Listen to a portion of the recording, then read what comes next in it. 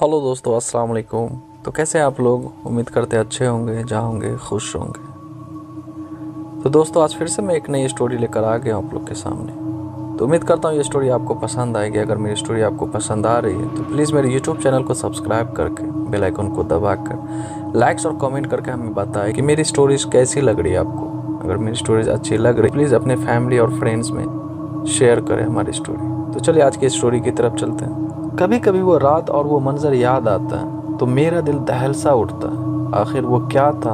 वो महज कोई मेरा ख्वाब था या कोई हकीकत जिसे मैं आज तक भूल नहीं सका। जब कभी वो वाकया याद आता है तो खौफ के मारे आज भी मेरे रोंगटे खड़े हो जाते हैं। उस रात की सारी घटना मेरी आंखों के सामने एक फिल्म की तरह चलती रहती है। भयानक और अंधेरी रात, ऊपर से सुनसान इलाका, बड़ा सा उजाड़ कमरा, फिर कंडक्टर की लाश का यूं मिलना। न जाने उस रात क्या होने वाला था, लेकिन हम उस रात सच में बच गए। अगर वो ना होता तो शायद हम सब भी उस कंडक्टर के साथ अपनी जान से हाथ गवा बैठे होते।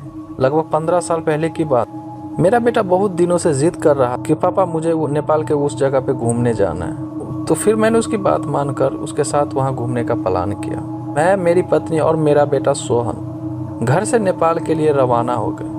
हमने 2 दिन निकाला कि पूरा नेपाल घूम लेंगे। अभी 2 दिन की छुट्टी और भी बची। मैंने सोचा क्यों ना घूम के चले आए। चूँकि हमारी ये प्लानिंग अचानक हुई थी तो हमने जल्दबाजी में बस का सहारा लेना पड़ा। यात्री भी कम थे क्योंकि बस भी थोड़ा खटारा था, इसलिए शायद उसमें ज़्यादा यात्री नहीं बैठे होंगे। करीब रात के 9 बजे बस नेपाल के लिए रवाना हो जाती है। हम तीनों अपनी अपनी सीटों पर टेक लगाकर बैठ गए।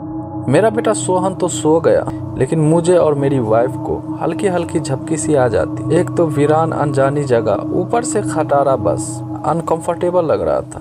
ड्राइवर को भी शायद बहुत जल्दी थी पहुंचाने की, इसलिए वो भी बस को तेज रफ्तार में भगाए चले जा रहा था। अंदर से डर भी लग रहा था कि कहीं वो बस को ठोक न दे, क्योंकि अंधेरा घना था। साथ में सुनसान सड़क के किनारे जिन पर ना कोई घर दिख रहा और सड़क पे भी इक्का दुक्का वाहन दिखाई दे रहे थे। कुछ बुजुर्गों ने ड्राइवर को टोका भी कि बस की रफ्तार जरा धीरी करो। कुछ समय तक तो उसने बस को धीमा रफ्तार में चलाया, लेकिन फिर कुछ देर के बाद उसने फिर से बस की रफ्तार बढ़ा दी। एक बुजुर्ग ने फिर से उस ड्राइवर को टोका कि बस की रफ्तार कम करो, लेकिन मना करने के बावजूद फिर से ड्राइवर ने रफ्तार बढ़ा दी। तब ड्राइवर ने जवाब दिया कि अंकल जी, जो मैं कर रहा हूँ वो बिल्कुल ठीक कर रहा हूँ। मैंने सुना है कि ये इलाका अच्छा नहीं है, बहुत ज़्यादा खतरा है इस जगह पे, और हम इस इलाके को जितनी जल्दी पार करके आगे बढ़ जाएं उतना ही अच्छा होगा। ड्राइवर की बात सुनकर सबने कहा कि चलो ठीक ही है। बस तेज रफ्तार से आगे बढ़ ही रही थी कि तभी तेज आवाज के साथ बस का थोड़ा संतुलन गड़बड़ाया और बस थोड़ी दूर बढ़ी और रुक गई। अब सबके डर के मारे होश उड़ गए कि अचानक ये क्या हुआ। इतना खतरनाक इलाका, किसी का भी डर से हालत खराब हो जाएगा। ड्राइवर ने अपनी टॉर्च जलाई, बस के नीचे उतरा और उसने देखा कि क्या बात है, बस को आखिर क्या हुआ, वो रुकी क्यों।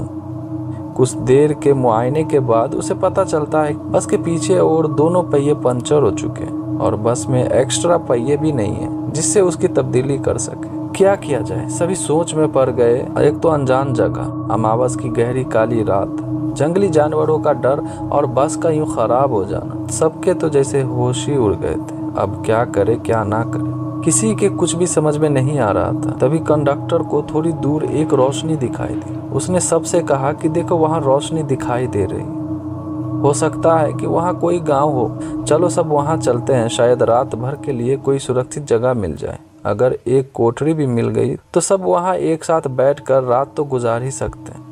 सब कंडक्टर की बातों में सहमत हो गए। सबने अपना अपना सामान उठाया और चल पड़े उस रोशनी की ओर। जैसे ही सब उस रोशनी के नजदीक पहुंचे तो हमने एक बड़ी सी कोठरी दिखाई दी, जिसे देखते ही लग रहा था कि वो कोई बहुत पुरानी सराय है जहाँ भूले भटके मुसाफिर रुकते होंगे। सब कोठरी के दरवाजे के बाहर खड़े हो गए। ड्राइवर ने हिम्मत करके दरवाजे को नॉक किया।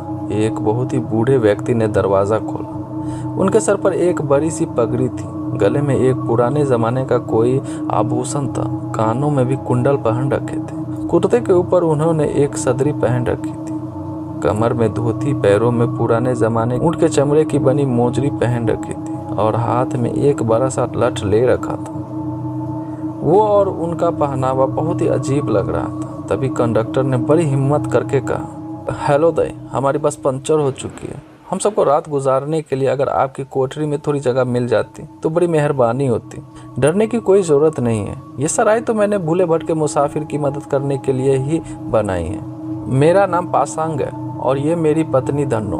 हम दोनों मिलकर मुसाफिर का ख्याल रखते हैं यहाँ। आप सब लोग भीतर पधारो, जो हम दोनों से बन पड़ेगा तो आपकी मदद करेंगे। कंडक्टर बोला, बहुत बहुत धन्यवाद दई, मेहरबानी जो इस अनजान जगह में आप हमारी मदद करने को राजी हो गए।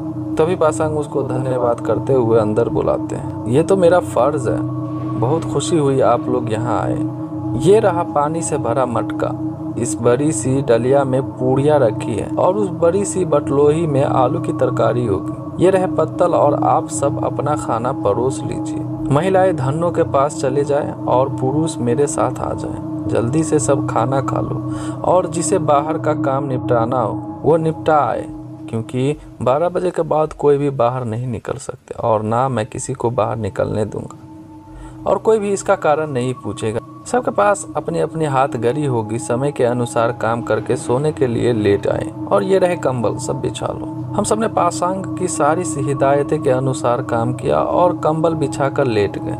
जिनके पास अपने अपने शाल और चादर थे वो सब ओढ़ कर लेट गए। चूँकि मेरे पास ओढ़ने वाला बड़ा कंबल था इसलिए मैंने बेटे को अपने साथ सुला लिया और मेरी पत्नी औरतों के साथ अपना शाल ओढ़ कर लेट गई। पासांग जी ने एक बार फिर से सबको बाहर न जाने की हिदायत दी और सबको सोने के लिए कहा। लगभग 12:30 बजे के बाद न जाने कंडक्टर को क्या सूझी, उसे बीड़ी पीने की तलब लगी और वो बाहर जाने लगा। पासांग जी ने उसे बहुत रोका लेकिन वो नहीं रुका। कंडक्टर के बाहर जाने के बाद पासांग जी ने जल्दी से कोठरी की किवाड़ बंद कर दी और साथ में पटरे की मदद से किवाड़ को मजबूत से बंद कर दिया कि कोई भी भीतर ना आ सके और सारे रोशनदान और खिड़कियों को भी बंद कर दिया। कुछ देर के बाद बाहर से बहुत बुरी और डरावनी आवाजें आने लगी। साथ में कंडक्टर की चीखने की आवाज भी सुनाई दे रही थी। वो चिल्ला कर बचाओ बचाओ चिल्ला रहा था। कोठरी के कुछ लोग कंडक्टर की मदद करने के लिए बाहर जाने लगे, लेकिन पासांग जी ने उन सब से यह कहकर रोक दिया कि अगर आप बाहर गए तो सर्वनाश हो जाएगा और शैतान अगर भीतर आ गया तो हम में से कोई भी जिंदा नहीं बचेगा। सब अपनी अपनी जान के विषय में सोचकर पीछे हट गए। फिर पासांग जी ने सबसे कहा कि सब अपनी अपनी जगह पर लेट जाएं और उनकी बात मानना हम सबकी मजबूरी थी। हम सब ने वही किया जो पासांग जी ने हम सबको कहा था। 1-2 घंटे बाद सबको नींद आ गई। हम सब सुबह जागे तो वहाँ का मंजर देखकर दंग रह गए। हम सब रेत पर लेटे हुए थे और वहाँ से कोठरी गायब थी। केवल हम लोगों का सामान ही पड़ा। वहाँ 2 समाधियाँ बनी थी जिन पर पासांग और धन्नो लिखा था। हम सब ये देखकर हैरान थे कि आखिर रात को जो हुआ था वो ख्वाब था या एक हकीकत।